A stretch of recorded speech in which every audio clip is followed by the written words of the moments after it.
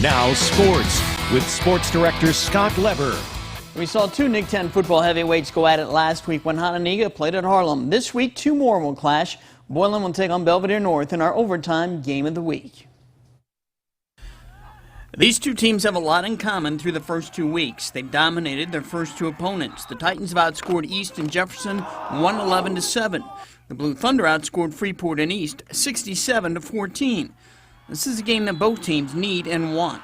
You want to compete and you want to beat the teams like a Boylan. I mean, there's a reason that they've been near the top of the conference, for the better part of 40 years. We're interested. I think we're all interested to see where do we stack up, how do we stack up.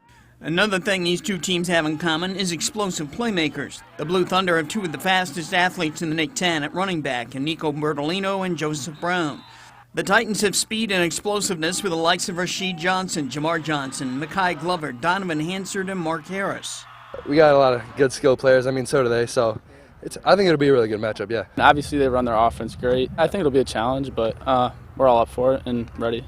We have to stay disciplined. They will bore you to sleep by just running midline, and then they'll gut you on the outside. Boylan's offensive balance with Connor Dennis's ability to throw the ball presents another challenge for North.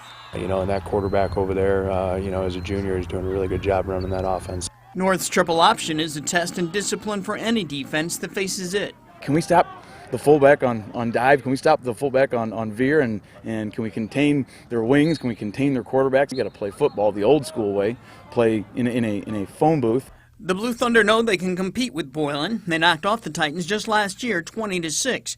One thing the Blue Thunder did well in that game was win the time of possession stat. We like to possess the ball.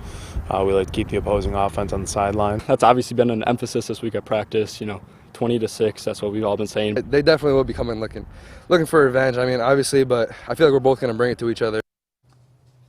Reagan Holgate and I will have highlights of that game, and Tim Bailey will join us with his views on it tomorrow night on Overtime. That's live at 11 o'clock on Fox 39 right after GN Game Night. Rockford native James